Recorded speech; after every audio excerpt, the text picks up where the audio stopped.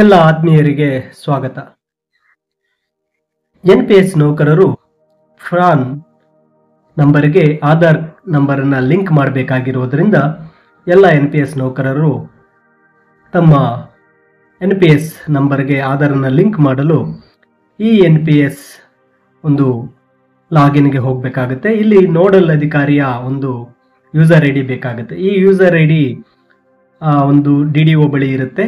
ಇಲ್ಲದೇ ಇದ್ದಲ್ಲಿ ಸಣ್ಣ ಉಳಿತಾಯ ಮತ್ತು ಪಿಂಚಣಿ ಇಲಾಖೆಯಿಂದ ಈ ಒಂದು ಯೂಸರ್ ID ಪಡೆದು ಪಾಸ್ವರ್ಡ್ ಅನ್ನು ರೀಸೆಟ್ ಮಾಡ್ಕೋಬೇಕಾಗುತ್ತೆ. ನಂತರ ಇಲ್ಲಿ ತುಂಬ ಸರಳವಾಗಿ ನಮ್ಮ ಆಧಾರ್ ಕಾರ್ಡ್ ಅನ್ನು ನಮ್ಮ NPS ನಂಬರ್ಗೆ ಲಿಂಕ್ ಮಾಡಬಹುದಾಗಿರುತ್ತೆ. ಒಂದೇ ಸಂಸ್ಥೆಯಲ್ಲಿ ಹೆಚ್ಚು NPS ನೌಕರರಿದ್ದಾಗಲೂ ಸಹ ಸೇಮ್ ಇದೇ ಒಂದು ಯೂಸರ್ ID ಹಾಗೂ ಪಾಸ್ವರ್ಡ್ ಅನ್ನು ಬಳಸಿ ಲಾಗಿನ್ ಆಗಬೇಕು. ನಂತರ ಪ್ರತಿಯೊಬ್ಬರ ಆಧಾರ್ ಕಾರ್ಡ್ ನಂಬರನ್ನು ಎಂಟರ್ ಮಾಡ್ತಾ ನಾವು ರಿಜಿಸ್ಟ್ರೇಷನ್ ಅನ್ನು ಕಂಟಿನ್ಯೂ ಮಾಡ್ಬೋದು. ಈಗ ಇಲ್ಲಿ ಸಬ್ಮಿಟ್ ಅನ್ನು ನೀಡಿದಾಗ ಬರುತ್ತೆ. ಇಲ್ಲಿ ಒಬ್ಬರ ಆಧಾರ್ ಕಾರ್ಡ್ ನಂಬರ್ 2, 3 ಅಥವಾ ಹೆಚ್ಚು NPS ನೌಕರರಿದ್ದಾಗ ಮೊದಲಿಗೆ ಒಬ್ಬರ ಆಧಾರ್ ಕಾರ್ಡ್ ನಂಬರನ್ನು ಇಲ್ಲಿ ಎಂಟರ್ ಮಾಡಿ ಈ ಪ್ರೋಸೆಸ್ ಕಂಟಿನ್ಯೂ ಮಾಡಬೇಕು.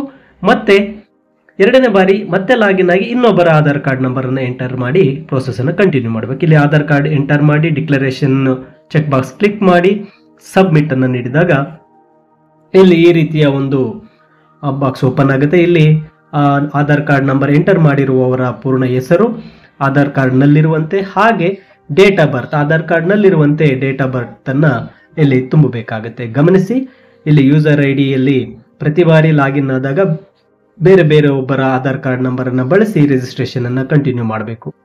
ಪ್ರತಿ ಸಾರಿ ಪ್ರತಿಯೊಬ್ಬರಿಗೂ ಒಮ್ಮೊಮ್ಮೆ ಇಲ್ಲಿ ಲಾಗಿನ್ ಆಗಬೇಕಾಗುತ್ತೆ.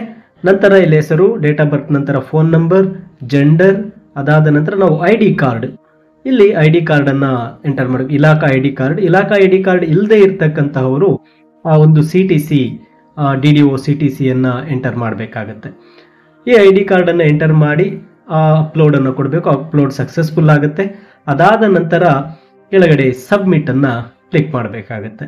ಈ ಸಬ್ಮಿಟನ್ನು ಕ್ಲಿಕ್ ಮಾಡಿದ ನಂತರ ಈ ಒಂದು ಆಧಾರ್ ಕಾರ್ಡ್ ಕೊಟ್ಟಿರ್ತಕ್ಕಂಥ ನೌಕರರ ಆಧಾರ್ ಕಾರ್ಡ್ ಲಿಂಕ್ಡ್ ನಂಬರ್ಗೆ OTP ಬರುತ್ತೆ. ನೋಡಿ, ಇಲ್ಲಿ ಪ್ರೋಸೆಸ್ಸು ಎರರ್ ಬಂತು. ಮತ್ತೊಮ್ಮೆ ಈ ಪ್ರೋಸೆಸ್ಸನ್ನು ಸ್ಟಾರ್ಟ್ ಮಾಡ್ತೇನೆ. ಮತ್ತೊಮ್ಮೆ ಇದನ್ನು ಗಮನಿಸಿ. ಇಲ್ಲಿ ಯೂಸರ್ ID ಪ್ರತಿಯೊಬ್ಬ DDOಗೂ ಅವರದೇ ಆಗಿರ್ತಕ್ಕಂಥ ಯೂಸರ್ ID ಇರುತ್ತೆ. ಆ ಯೂಸರ್ IDಯನ್ನು ಬಳಸಿ ಪಾಸ್ವರ್ಡನ್ನು ರೀಸೆಟ್ ಮಾಡಿಕೊಂಡು ಪಾಸ್ವರ್ಡನ್ನು ಎಂಟರ್ ಮಾಡಿ ನಂತರ ಇಲ್ಲಿ ಕೊಟ್ಟಿರ್ತಕ್ಕಂಥ ಕ್ಯಾಪ್ಚನ್ನ ತುಂಬಬೇಕಾಗತ್ತೆ. ಚೆಕ್ ಬಾಕ್ಸನ್ನು ಕ್ಲಿಕ್ ಮಾಡಿ ಸಬ್ಮಿಟನ್ನು ಕೊಡಿ. ನಂತರ ಯಾವ ನೌಕರರ ಒಂದು ರಿಜಿಸ್ಟ್ರೇಷನ್ ಮಾಡ್ತಾ ಇರ್ತೀರ ಅವರ ಒಂದು Aadhaar number check box click ಮಾಡಿ ಸಬ್ಮಿಟ್ ಕೊಡಿ. ಮತ್ತು ನೌಕರರ ಹೆಸರು ಆಧಾರ್ ಕಾರ್ಡ್ನಲ್ಲಿರುವಂತೆ ಹೆಸರನ್ನು ಕ್ಲಿಕ್ ಮಾಡಿ ನಂತರ ಡೇಟ್ ಆಫ್ ಬರ್ತ್ ಇಯರನ್ನು ಸೆಲೆಕ್ಟ್ ಮಾಡಿ ನಂತರ ಡೇಟ್ ಮತ್ತು ತಿಂಗಳನ್ನು ಸೆಲೆಕ್ಟ್ ಮಾಡಿ ಡೇಟ್ ಆಫ್ ಬರ್ತನ್ನು ತುಂಬಬೇಕಾಗತ್ತೆ. ಡೇಟ್ ಆಫ್ ಬರ್ತನ್ನು ತುಂಬಿದ ನಂತರ ಅಲ್ಲಿ ರಿಜಿಸ್ಟರ್ಡ್ ಫೋನ್ ನಂಬರ್ ಆಧಾರ್ ಕಾರ್ಡ್ಗೆ ರಿಜಿಸ್ಟರ್ ಆಗಿರ್ತಕ್ಕಂಥ ಫೋನ್ ನಂಬರನ್ನು ಎಂಟರ್ ಮಾಡಬೇಕು. ನಂತರ gender male or female gender ಕೊಡಿ. ಅದಾದ ನಂತರ ID ಕಾರ್ಡ್ ಯಾವ ರೀತಿಯ ID ಕಾರ್ಡನ್ನು ಬಳಸ್ತಾ ಇದ್ದೀರಾ ನಂತರ ಆ ID ಕಾರ್ಡ್ನ ಒಂದು ಫೋಟೋನ ಅಪ್ಲೋಡ್ ಮಾಡಬೇಕಾಗತ್ತೆ. ನಂತರ ಕ್ಲಿಕ್ ಮಾಡಿದಾಗ ಇಲ್ಲಿ ಒಂದು ಆಧಾರ್ ಕಾರ್ಡ್ ಲಿಂಕ್ ಆಗಿರ್ತಕ್ಕಂತಹ ಫೋನ್ ನಂಬರ್ಗೆ OTP ಬರುತ್ತೆ. ಆ OTPಯನ್ನು ನಾವು ಎಂಟರ್ ಮಾಡಬೇಕಾಗುತ್ತೆ. ಇಲ್ಲಿ ಸಬ್ಮಿಟ್ ಕೊಟ್ಟಿದ್ದೇನೆ. OTP ಈಗ ಆಧಾರ್ ಕಾರ್ಡ್ ಲಿಂಕ್ಡ್ ಫೋನ್ ನಂಬರ್ಗೆ OTP ಬರುತ್ತೆ. ಆ OTPಯನ್ನು ಇಲ್ಲಿ ಎಂಟರ್ ಮಾಡಬೇಕಾಗುತ್ತೆ. ಈಗ OTP ಬಂದಿದೆ. OTPಯನ್ನು ಎಂಟರ್ ಮಾಡ್ತಾ ಇದ್ದೇನೆ. OTP ಎಂಟರ್ ಮಾಡಿದ ನಂತರ ಸಬ್ಮಿಟನ್ನು ಕೊಡಬೇಕು. ಸಬ್ಮಿಟ್ ಕೊಟ್ಟ ಕೂಡಲೇ ಈ ರೀತಿಯ ಒಂದು ಸ್ಕ್ರೀನ್ ಬರುತ್ತೆ. ಆ ಒಂದು ರಿಜಿಸ್ಟ್ರೇಷನ್ ಕಂಪ್ಲೀಟ್ ಆಗಿ ನೋಡಲ್ ಆಫೀಸರ್ಗೆ ಹೋಗಿರ್ತಕ್ಕಂಥ ಸ್ಕ್ರೀನ್ ಬರುತ್ತೆ.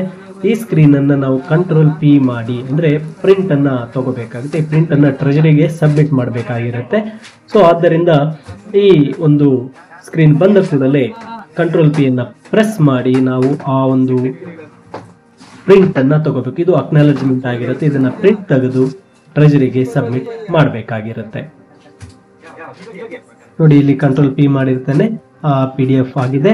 ಇದನ್ನು ಸೇವ್ ಮಾಡ್ಕೋಬೇಕು ಅಥವಾ ಪ್ರಿಂಟ್ ತಗೋಬೇಕು. ಈ ರೀತಿಯಾಗಿ ಎಲ್ಲ ನೌಕರರ ಪ್ರತಿಯೊಬ್ಬರನ್ನ ಸಪರೇಟ್ ಆಗಿ ಲಾಗಿನ್ ಆಗಿ ನಾವು ಈ ಒಂದು ರಿಜಿಸ್ಟ್ರೇಷನ್ ಮಾಡಬೇಕಾಗುತ್ತೆ. Aadhaar link to NPS PRAN number.